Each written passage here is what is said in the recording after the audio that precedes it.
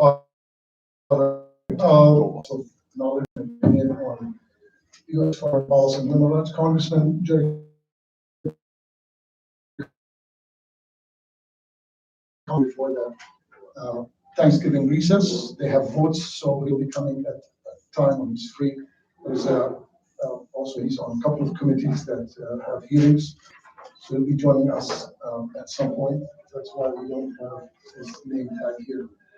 Anyway, I will turn this to Sol and try to, if you have any questions, we'll have first, each will give 10 to 12 minutes presentation. Kelley, the executive editor of the American Conservative magazine, will be moderating this session. There'll be cards distributed so you can write your questions and to ask our panel. Each will speak for 10 to 12 minutes. After they're done, we'll have Q&A. Thank you. Well, thank you all very much for joining us. My name is Saul Manuzis. I'm a senior fellow here at the National Religious Foundation. And part of our goal is to make sure that people understand what's happening around the world and why human rights is really a universal right for everybody.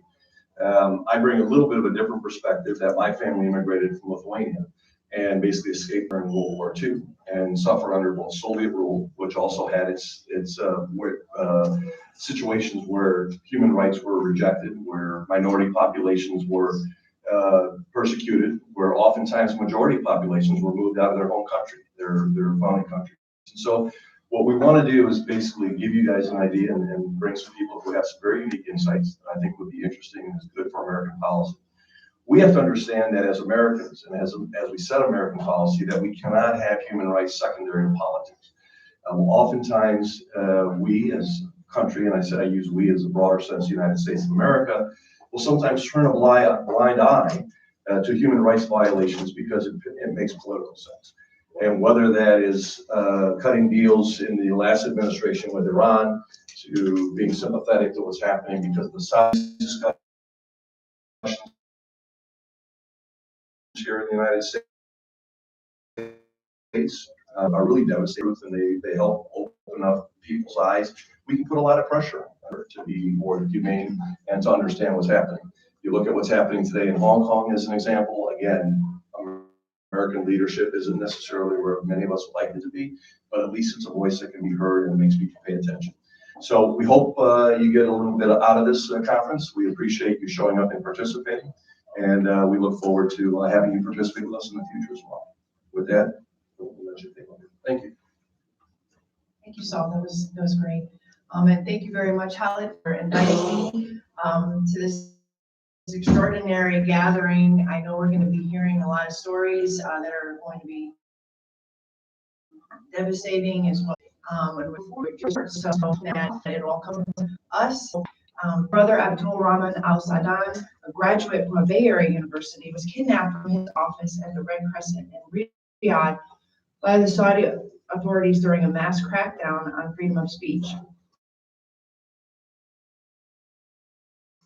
and has been missing since March 12th, which is over 20 months. Areej has been working tirelessly to demand justice for her brother, whose only fault was expressing his peaceful opinions on social media. She spoke recently at a side event at the UN and at a U.S. Congressional Press Conference event, expressing her concern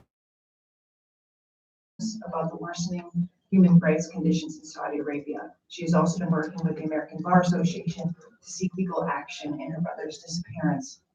Matthew Hedges, to my left, is undertaking a PhD at Durham University in the school for nearly 7 months when undertaking fieldwork, and after being sentenced to a life imprisonment, he was granted a presidential pardon. Since Matthew's return home, he has been using his experience to add academic freedom. To my far left, Amel Ahmed. She's a journalist based in San Francisco diaspora. Previously, she reported on Yemen, immigration, and criminal school in the field of Islam and politics. In 2018, he earned his LLM and SJD from the University of Pittsburgh School of Law, where his dissertation focused on the role of religious institutions in post-revolutionary countries and law from Qasim university in Saudi Arabia. If I may interrupt, we received a message that Congressman Powell is in his way. So we'll start, but you have to excuse us because we're trying to make time for him. Sure. Since he have to say a few words and go back to his committee meeting. So do you want to just? We can start with this stuff. Okay, well, I'd like to probably start with Areej if you'd like, and then if the congressman comes in, we'll just pick up afterwards. Sure. Thank you so much. Good morning, everyone. My name is Areej. I'm a dual American and Saudi citizen. I'm going to talk to you today that he's not allowed any visits or calls, and he's still under investigation.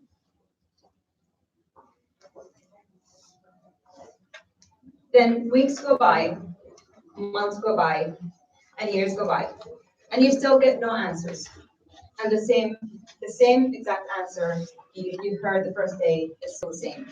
And still under investigation. He's not allowed any calls or visits, and you're not allowed even to know where he is. We don't know where he is. What would you do? Just imagine for a moment if you were in that position. If you were a man is a humanitarian.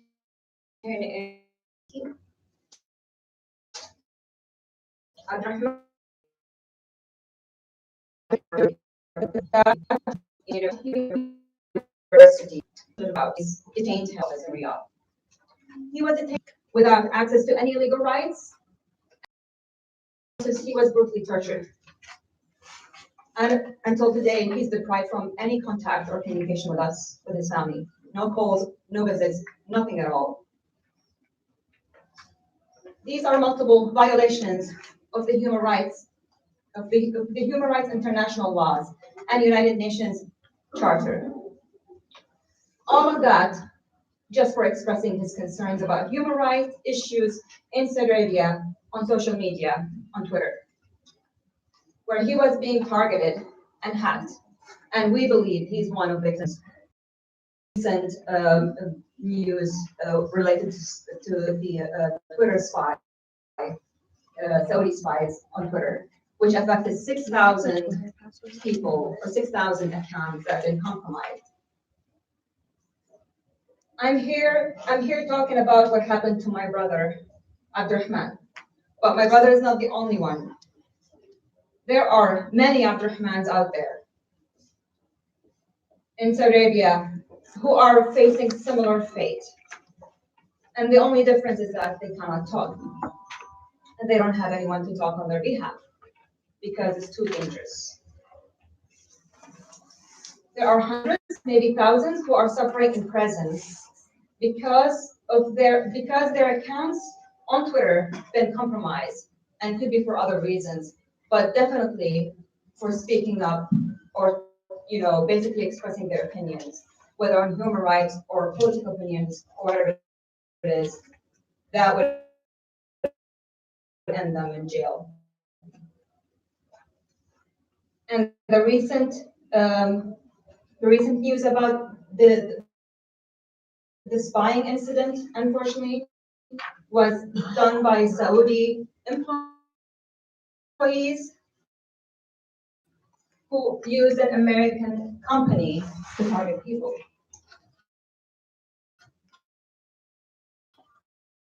These victims are counting on people like us, on the US government to say something and to take action. I think people in Saudi Arabia, but also American citizens like my mom and myself, and families who are living abroad,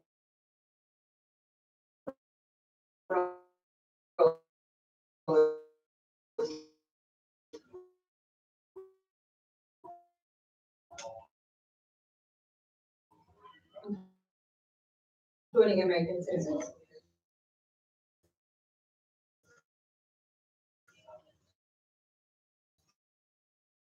companies or business ethics, just as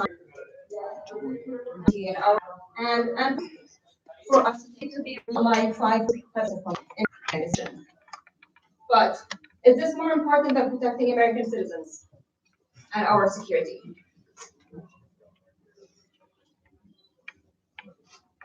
Is Saudi money and jobs are more important than citizens' lives, our safety, American companies, our morals and ethics, and our democracy? If the answer is yes, then this is a big problem. And we need to go back and study again our US Constitution. How long we have to stay silent?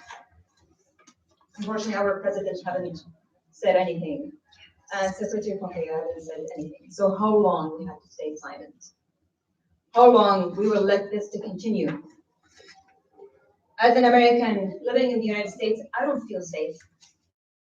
I'm being threatened, and I'm receiving a lot of verbal abuse online from Saudis. I ask my American government, senators, and Congress members to look carefully at, including relatives who are counting on the US government to take action. Because US government does have the strength to say something and to make a true change. Thank you very much.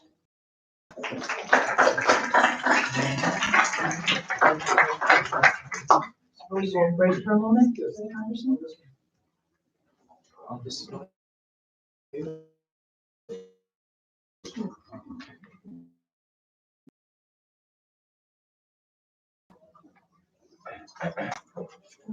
Good morning today. Please forgive me for interrupting. Let me just pick up on the very last thing you were talking about, because I feel very passionate about this. No American, no resident in America should feel afraid. And it is the responsibility of every elected official to speak out about that. My job is to protect you, to provide you with a safe haven, and for others who might wish you harm to know they got to get to me first. That's my job. And that's the job, in my view, of every elected. We protect our citizens and our residents. That is America. It has been sometimes. America has incredible aspirations. You read our Declaration of Independence, but even the man who wrote it was living a contradiction, because he owned people when he talked about all men are created equal. He knew that wasn't true. But we enshrined our country in that precept. We enshrined America as a haven, a place where you could be free from the shackles of serfdom, free from the shackles of prejudice, free from fear of what you believe, how you believe it, how you express it, politically, how you wish to be involved, free of all of those fears. There is no knock on the door in which you tremble because on the other side of that door is a police force that's going to hold you to account for something you said. Not in America. We have not always lived up to our ideals, but that doesn't mean the ideals aren't worth living up to. And that is, in a sense, the period of time we're going through right now. We've gone through them before. I'm a Roman Catholic. In the 19th century, we were a foreign religion. We were not welcome. We were accused of having fealty to a foreign potentate, the Pope in Rome, and we weren't real Americans. That prejudice characterized America from pre-revolution. Catholics weren't allowed in juries, to well into the 19th century. When the Pope came to Washington, and he was the first Pope to speak to Congress, I was remembering the history of the Washington Monument. And, it took a long time to get the Washington Monument completed, so it kind of went in starts. The base got built, and then they got some more stones, and then they ran out of money and stones. And so the Pope in the 19th century decided to, as a gesture of goodwill, he sent several big stones to be added to the Washington Monument.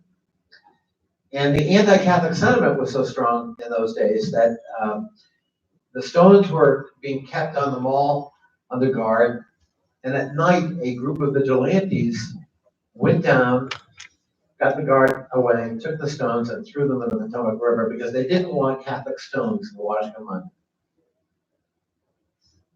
Monument. So we have a history of prejudice, but we also have a history of overcoming that, of learning to overcome fear. And that's what we're experiencing. When politicians exploit fear, of course, fears become more important. But I want to remind you of something. When this president announced the Muslim ban, that I decided I was going to go to Dulles Airport and protest that ban. And as I was getting dressed, I said to my wife, somehow I managed never to get arrested during the anti-Vietnam War days, even though I was a protester. But I told her, I said, but today I think I'm going to get arrested.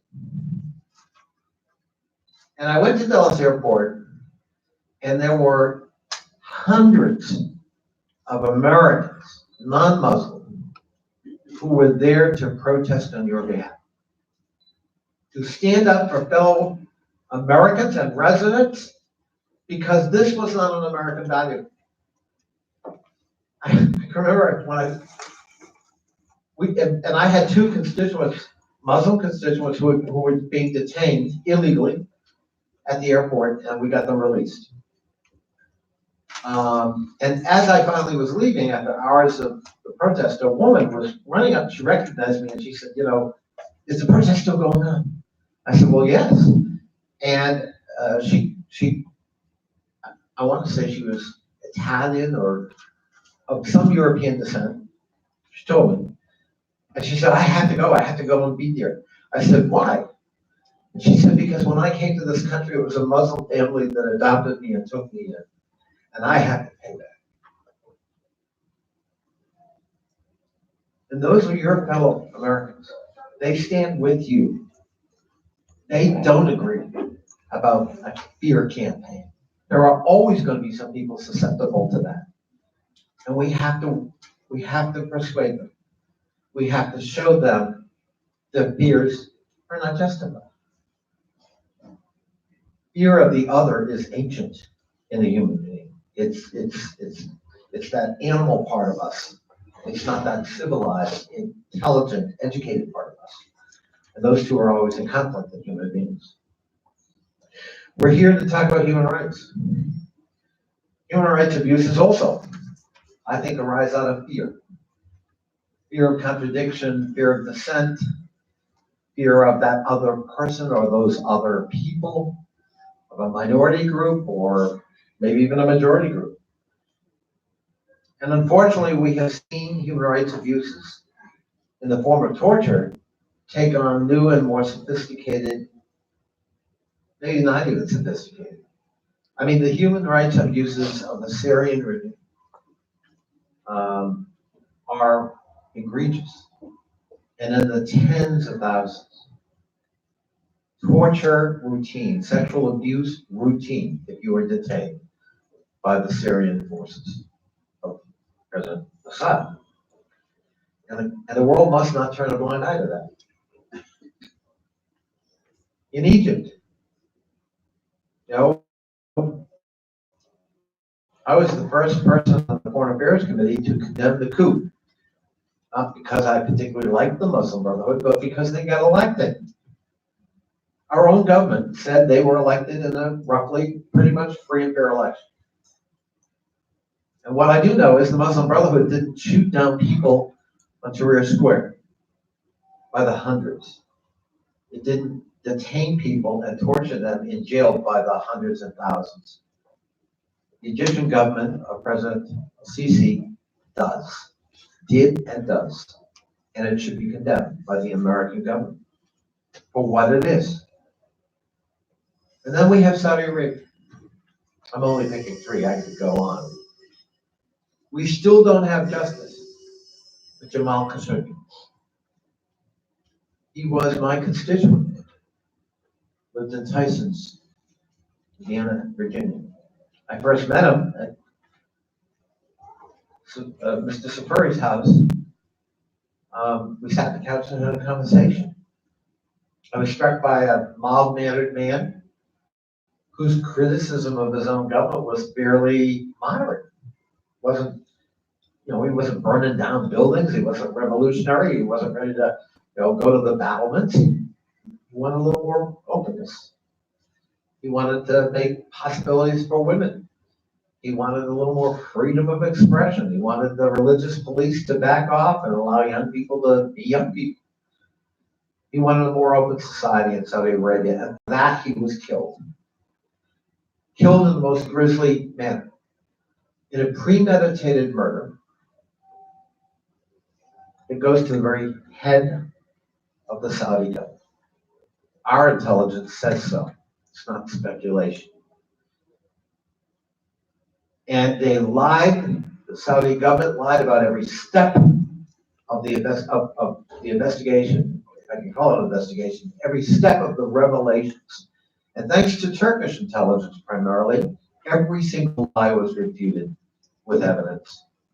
So convincing, the Saudis had to kind of retract every lie, or at least back away from it until another one.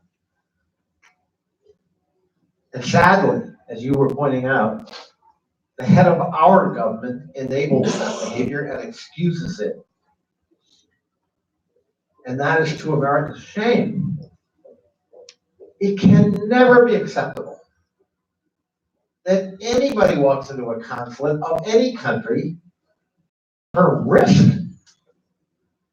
That's safe haven. That's where you absolutely have a right to expect to be protected. And what was he doing in that consulate? He wasn't screaming and shouting and protesting or sitting in. He was trying to get some paperwork so he could get remarried while his fiancée was outside waiting. And they had lured him into it because I think the week before he'd gone and nothing had happened. And that was part of the design. And that day they flew in a team of 15 people, one of whom had a bone saw, which is not normally a diplomatic tool. Flights, two that were registered, ultimately in the ownership of the Crown Prince. Their denials ring hollow. But the cry for justice for Jamal must continue. Must continue. And the people, including the Crown Prince, and the United States should do business as usual with Saudi Arabia. I don't care how much oil they have. And I don't care how many weapons we sell. There are some values, human rights values, that ought to be preeminent, that ought to govern our affairs with other countries, and ought to govern our foreign policy. Otherwise, we're no different. And America is different. So fighting for human rights is the essence of what I think it means to be America, to have an American foreign policy. We're at a low point right now. We're not living up to our ideals, but those ideals are not dead. And there will be another day where we will recover our sense of balance and decency. And then those ideals will shine again. Thank you for having me here today. God bless you all.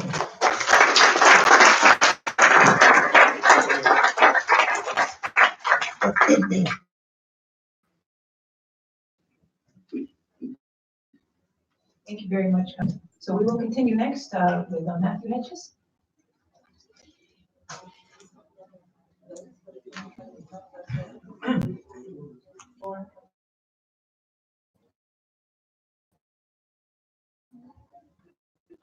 Good morning. I'd like to President following false charge of espionage on behalf of the British government at a hearing lasting only 5 minutes. I've been detained for almost 7 months, held entirely in solitary confinement in a windowless room in an office belonging to the security services. I was subjected to psychological forms of torture, deliberately manipulated with medication, and this will to me attempting suicide. I'm still dependent on this medication, and I've been diagnosed with PTSD and depression as a result of the experience I've been put through by a supposed ally of the UK. The UAE, unlike its neighbours, has had a comparatively positive image portrayed to the West. This was born out of a series of internationally negative events which saw its name and reputation slandered. 2 of the 9/11 terrorists were Emirati nationals, and the state-owned enterprise Byports World was denied ownership and management of ports here in the continental US due to security concerns. Since then, the UAE has heavily invested in a global charm offensive. The UAE has branded itself as being a sort of oasis of stability in a region of chaos, one where its liberal economic attractions have led many to believe it has a Western-aligned interest and aim. Whilst under its founder, Sheikh Zayed, the UAE had maintained a policy course that was aligned with the West, his successors have since stimulated an aggressive evolution whereby the true values which support the state have been clearly exposed, namely authoritarianism and repression. This observation is part of a wider trend across the region whereby security services have not only grown in capability and competence, but are increasingly acting beyond their traditional remit of domestic repression and are directly contributing to all levels of state policy. This has resulted in a series of increasingly public human rights abuses. What is different now, however, is the unprecedented scale and footprint.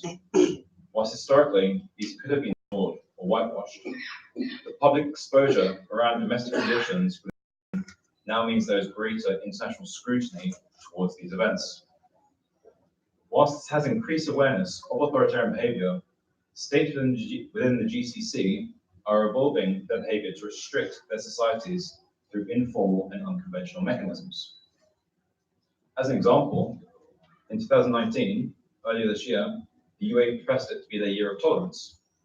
But in 2018, it had released more Orwellian laws that have expanded the power of the state's intelligence services. Examples include those which were published following my pardon. Key example is Article. This is summarized as military, political, economic, industrial, scientific, or social security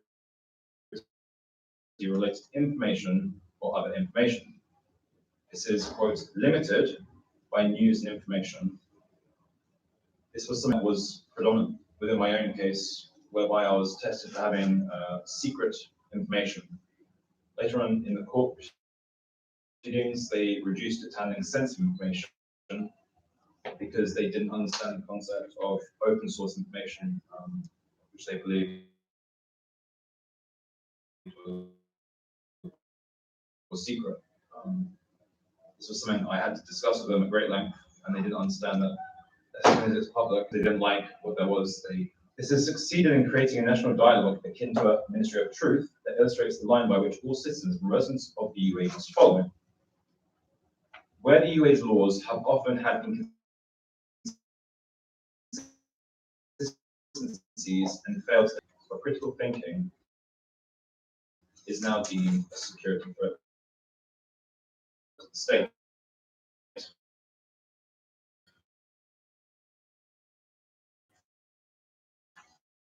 States one such example. My experience is not an outlier, one that should be simply publicized. This as a result of the authoritarian mindset to nullify reporting. Another example, which should be of more interest to the audience here in the US, is of Mohamed Soltan. He was implicated in the 1MDB scandal as a result of his position as the head of a subsidiary of a state-owned investment firm under Sheikh Mansour bin Zayed. I was briefly taken to an open prison for 2 days where I met him. He'd been there for 2 years with no charge, and the embassy knew about him. But due to the geopolitical implications of his detention, no official representations had been made by the US government on his behalf. After I was released, I now found out he's been jailed for 10 years. But when we spoke, he believed that he was never going to be released, just because of the serious implications that his case had for the Abdawi royal family. My experience, and that of many others, shows the difficulty in raising awareness of the individual in matters of state interest. Foreign Office, in the handling of my own case, has forced me to raise the issue to that of a formal complaint. I've also processed a complaint through the UN to formally illustrate the illegal behavior of the UAE and negligence of the UK government to protect my human rights. Whilst it is important to empower the states of the Arabian Peninsula to modernize and learn from their mistakes, their behavior should not go unpunished. If we in the West want the region to modernize and abide by the same rules and standards by which we stand for, we have to judge their actions as we judge our own. Thank you very much for your time. Thank you very much, Matthew. Next, let's talk to Amel. I want to thank all of you for being here today for this important conversation. Can you hear me? I particularly want to commend the organizers for going to such great lengths to putting this much needed conversation in place. In this talk, I will be making a connection between the war in Yemen to the repression of various political dissidents throughout the Arab world and the killing of Jamal Osman. And I will argue that our regard for human rights leads us to a singular conclusion, which is that the United States is actively abdicating its leadership as a beacon of justice and fairness, with disastrous results. So in 2001, I was actually in the Yemeni capital of Sana'a, and I was working as a correspondent for Al Jazeera English, and I was covering the anti-government protests there. And I remember seeing tens of thousands of men, women, and children, old and young, take to the streets to protest the Saleh regime and to demand political reforms. These protests were infused with the same spirit of autonomy and self-realization that led to the sweeping democratic changes that we saw in other countries, which we now refer to as the Arab Spring. And as a Yemeni American with close family ties in South Yemen, I found the spontaneous emergence of the Yemeni people to be quite inspiring. One of the signs that I remember from that time period that I took a picture of and that particularly struck me showed then President Barack Obama and former President Abdullah Saleh with a caption that read, "America, you like Saleh, you take him out." And while it is definitely infused with a wry humor, it's a very sophisticated sign. The basic point that it got across is that without American backing, democracy would not come to Yemen. And as it turned out, America did not take any action regarding Saleh. And as the United States stood by, Yemen's destiny came to be controlled by its neighbors, namely Saudi Arabia. Saudi Arabia stepped in and forged a transitional plan for Yemen to ensure that Saleh would be replaced with a friendly government. And in February of 2012, a member of the former political establishment, Abdullah al-Hadi, was elected president in a one-man election after allegedly receiving a whopping 98% of the vote. And he remained in Sana'a until January 2015, when the capital was taken by the Houthis. The Houthis, along with other groups in Yemen, saw in Hadi a foreign hand that was intent on dividing Yemen into separate regions, singling out the oil-producing regions as well as the port cities. Now, if you want an idea of where Hadi's allegiance lies, and you could even say his moral compass, following the disappearance of the dissident Saudi Jamal Osman, Hadi told the press that the cheap media targeting of Saudi Arabia will not deter it from continuing its leading role in the Arab and Islamic worlds. According to Middle East scholar Issa Blumi, Hadi's attempt to split Yemen into 6 different parts at Saudi Arabia's behest was completely contrary to Yemeni interests. As Blumi puts it, to any rational observer, the idea of developing Yemen into 6 disproportionate regions was a blatant effort to benefit foreign interests and subdue the rebellious populations to poverty, and administrative obscurity. Hadi eventually fled to Saudi Arabia, and the Saudis, along with the UAE, used the Houthi takeover as a pretext to publicly declare a war on the Houthis. But in fact, Saudi Arabia had intervened before that. As Dr. May Daglish of Durham University notes, the Saudi leadership responded to the regime change in Yemen with a violent intervention in order to assert and confirm its status as a leading power in the region. The Saudi-owned media and religious authorities portrayed Yemen as a battlefield for the Saudis to fight the Shia, perceived as a threat not only to Yemen, but to the entire region. So by now, we've all become familiar with the dismal statistics that have poured out of this conflict. Airstrikes, blockades, diseases, all tragedies that were entirely preventable and that have consumed Yemen and wiped out thousands of people and sunk the remainder into starvation and deeper desperation.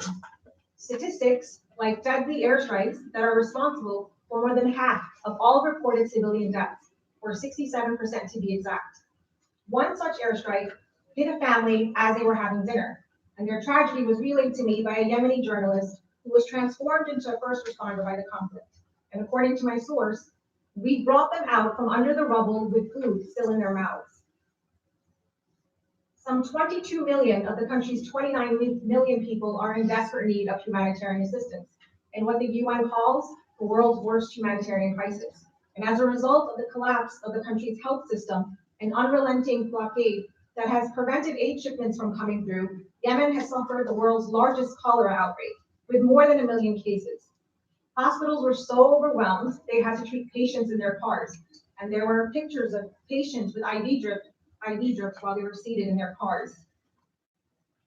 Meanwhile, Saudi Arabia and the UAE formed proxy militias throughout the South, loyal to their own governments.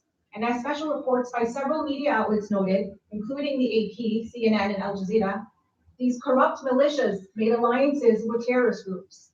And in some cases, they gave US arms to terrorist groups. And militias that particularly worked for the UAE detained hundreds of Yemeni civilians in secret UAE black sites, where civilians were brutally tortured, raped, killed, and secretly buried.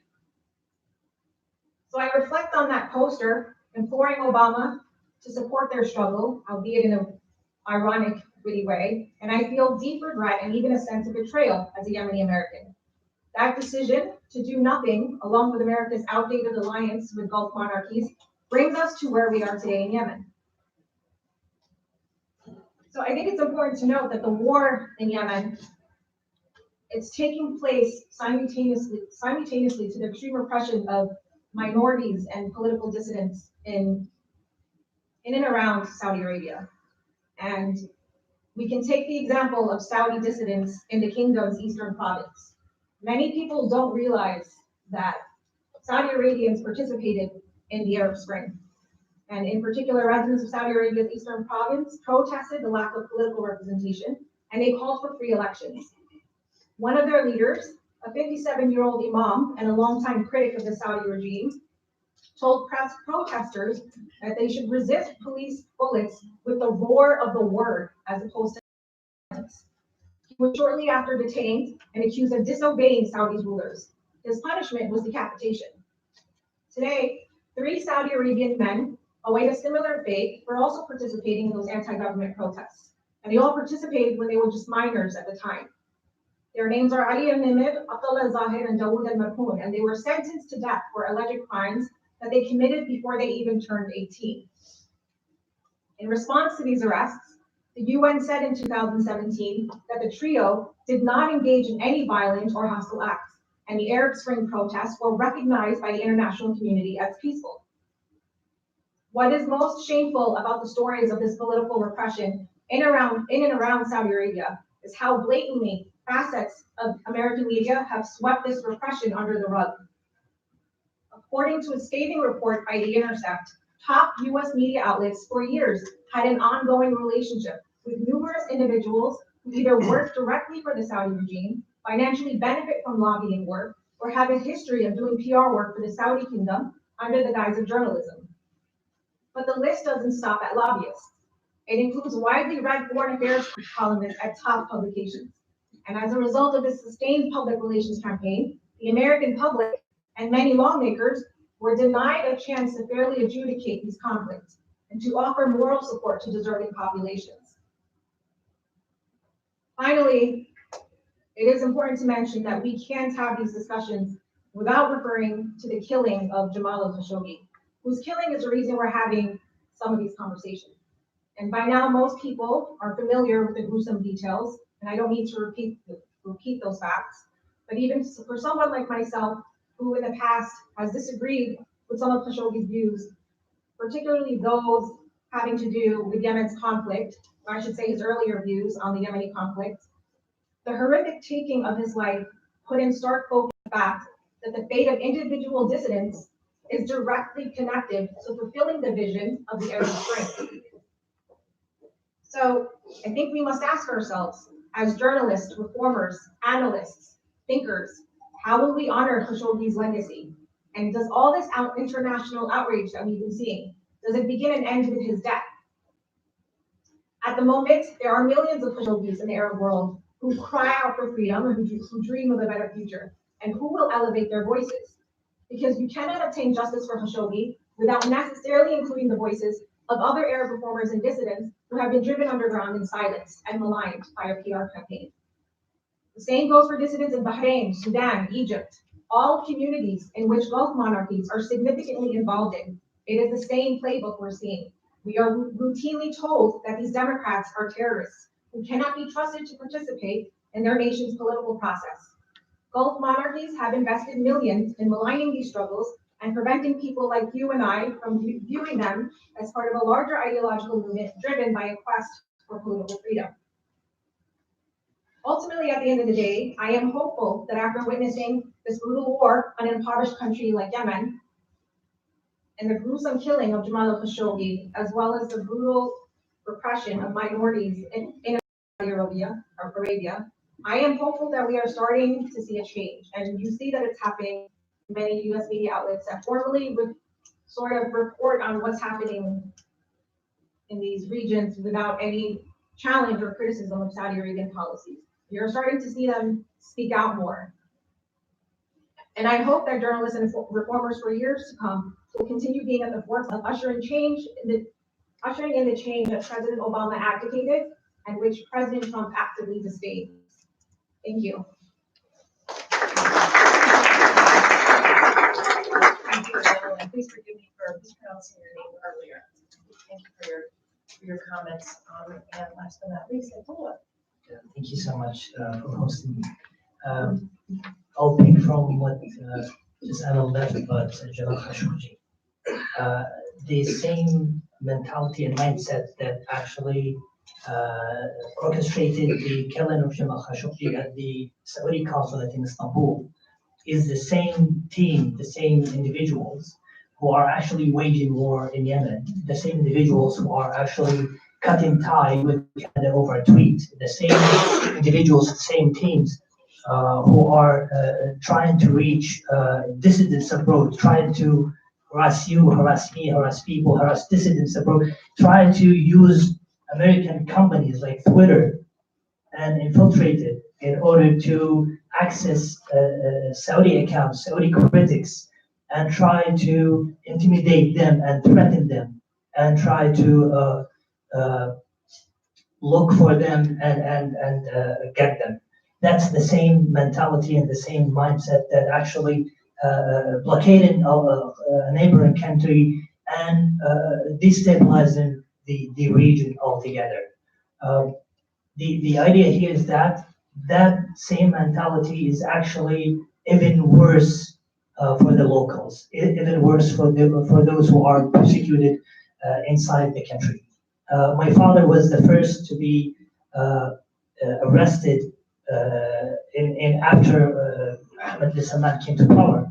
When he became the crown prince, my father was arrested in September 2017, and for many months he was held incommunicado. We did not know he was dead or alive.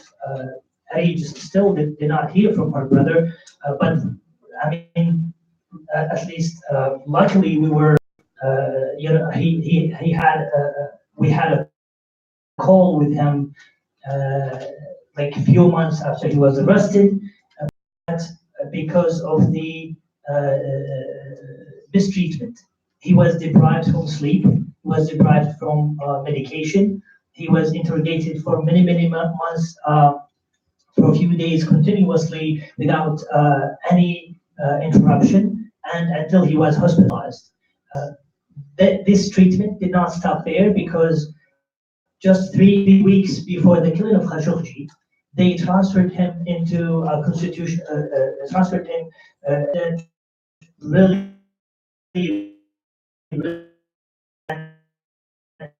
and they exonerated some of the people accused in some cases. That's the process. The whole process is being compromised. There is no legal proceeding whatsoever. The treatment is horrible in every way, and people are being abused and persecuted inside and outside. Now, we are waiting for the fate. On the 27th of this month, there's supposed to be a verdict against my father. We have no idea if they're gonna, rule for the death penalty or for any other harsh sentence.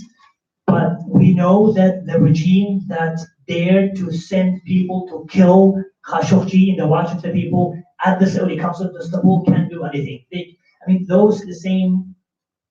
have been always saying that the same people who killed Jamal Khashoggi extrajudicially want now to kill my father judicially for the same reasons, for peaceful activism, for academic works, and for being outspoken. Thank you so much.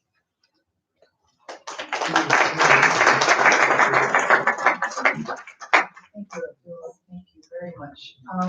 So I'm some very similar themes here from each of our panelists. I know you're coming from different perspectives, but what I'm hearing, and by the way, please send, what I'm hearing are very common: intimidation, torture, fear, persecution, oppression, abuse. And we're hearing this, that the other common thread are the Gulf monarchies. I would like maybe if you could think about or speak about how do you feel? It sounds like accelerated, more intense. There seems to be some desperation on the part of these regimes. What are they reacting to? Is there a vulnerability here that is causing the UAE, for example, to institute these new laws, to start cracking down on scholars like yourself or your brother at the Repression? Would anybody like to talk about what are the conditions that are creating this level of paranoia on the part of these regimes?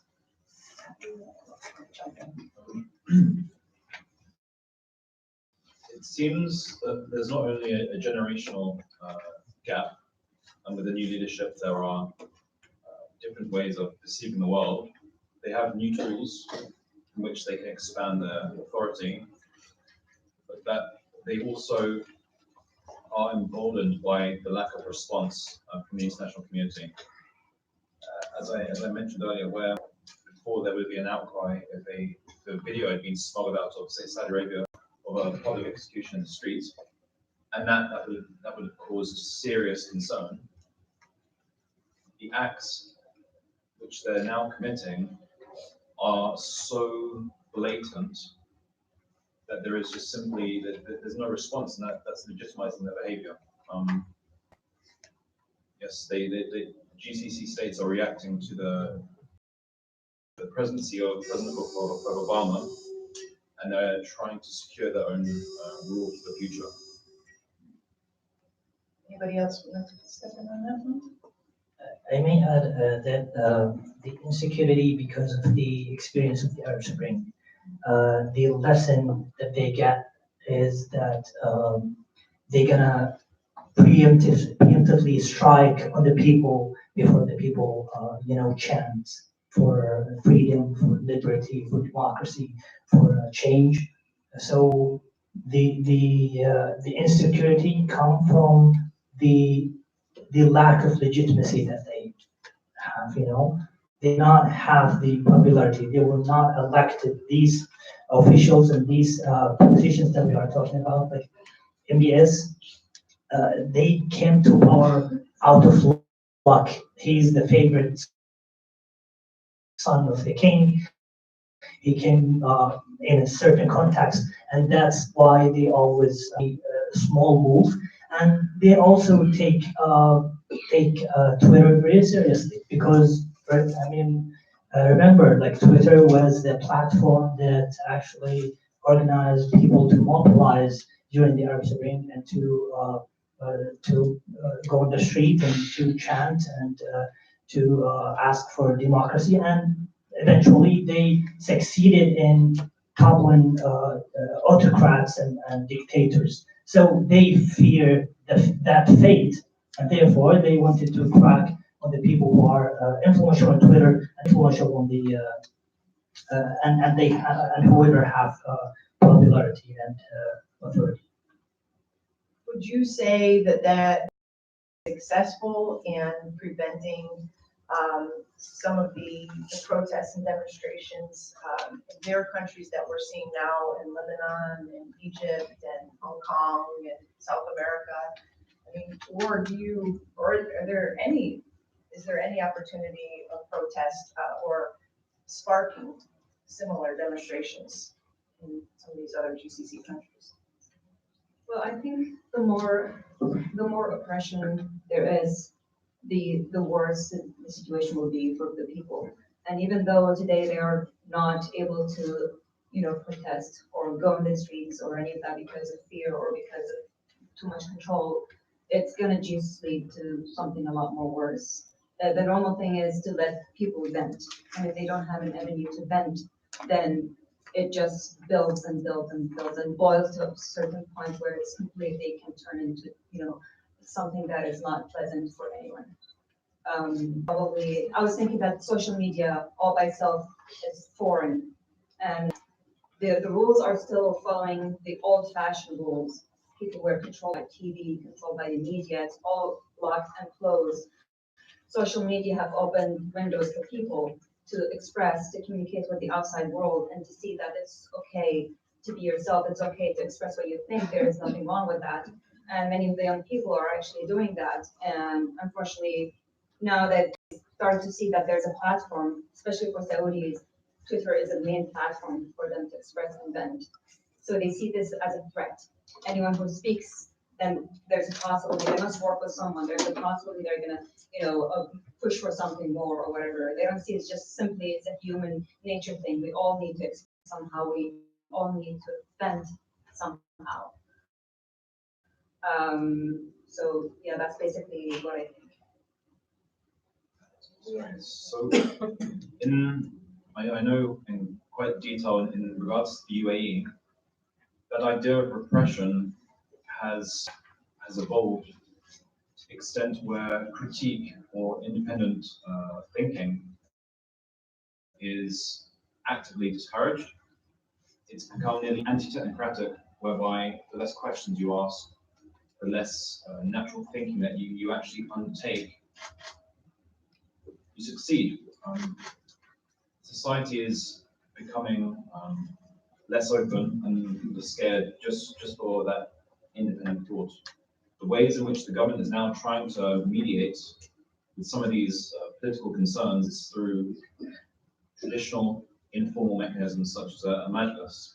And these are being set up and organized by the Crown Prince Court in Abu Dhabi to have those modes of discussion, but within specific communities, to be able to control this discourse in a very controlled manner. I think that's the key word.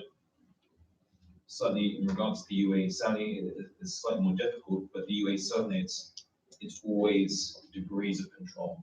And so that goes through to the technical capability, but also the mental ability to think about an issue. It's controlling that narrative. What about in Yemen? I mean, are the people there so beleaguered that they're just getting back to the protest movement? Are they so beleaguered that that's not even an option to just go out into the streets? Or do they need the outside attention maintained, because it might be coming from without instead of within in terms of change. I think there is definitely still a movement among, I'm sorry. I think there is definitely still a pro-democracy movement that's operating in Yemen. And it's mainly being sort of propelled by the younger generation, whereas the older generation is just experiencing a lot of fatigue and they just crave stability over everything else. Sadly, and you have just so many, it's just chaos. You have so many going on. You have separatists in the south who want their own country and who don't want anything to do with the north anymore. So, I mean, they have their own views on freedom and political stability. I think what needs to happen is they do need outside support and they do need something to sort of ground them all in this vision of a more representative government and central government, because ultimately what the South craves is political representation, and it's something that they've never gotten. And in the north with the Houthis, you saw the Houthis rise, and this flowed directly from a flawed political transition that came from Saudi Arabia because these anti-government protests were never supported to begin with by the US and by the West. So I think it's very, very much important that the US government sort of step in and encourage these anti-government protests so you don't see the level of fragmentation that you see today. And as far as the US government, is it frustrating? I know that there was a movement afoot and on Capitol Hill months ago to stop US assistance to the Saudis and the UAE, which I believe is out of the mix now, but to stop its military assistance to Saudi Arabia. Is it pretty much believed that do stop that assistance, that perhaps the war would end and reconciliation could begin? Or I would imagine there's some level of frustration that our national conversation has gone to other places like impeachment and election and all that, and not so much on stopping the war in Yemen or our assistance of it. I mean, at this point, so much has gone on in Yemen in terms of just the construction of this country. We sort of lost the boat early on when we didn't step in, just in many other parts of the Arab world, and support these anti-government protests. But it is never too late to sort of put a rein in on Saudi Arabia. And I think that's ultimately the issue that all of these speakers have noted, is that the US is not keeping these Gulf monarchies in check. They're not speaking out when they're committing these heinous human rights violations. And when we sort of abdicate that role, you have these Gulf monarchies who feel this free reign to do and whatever they want in these countries. So I think it's a larger issue of what our relations, we're still going to see conflicts coming out of these parts of the world. Well, I agree. I'm going to try to get through some of these questions. This one from the audience, could you give us your views on how the European Union deals with the issue of human rights in the Middle East? What do you think about what they've done so far, if anything?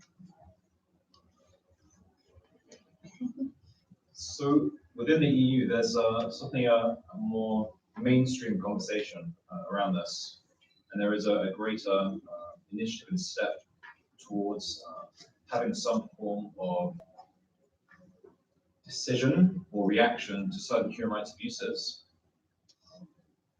There is a further step in acknowledgement from across the EU. It doesn't mean they're perfect, but it's certainly a step in the right direction. Anybody else have anything to add in terms of do you feel that there is more a receptive audience when you are reaching out for assistance for your individual rights?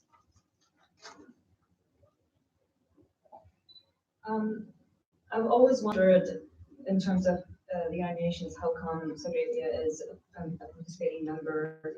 And I mentioned that in my recent participation in the speech there. And this, like, the abuse has been going on for years, and how come they are still a member, and how come double checking or not while they're not basically doing the right thing or doing the right human right, defending human rights at home.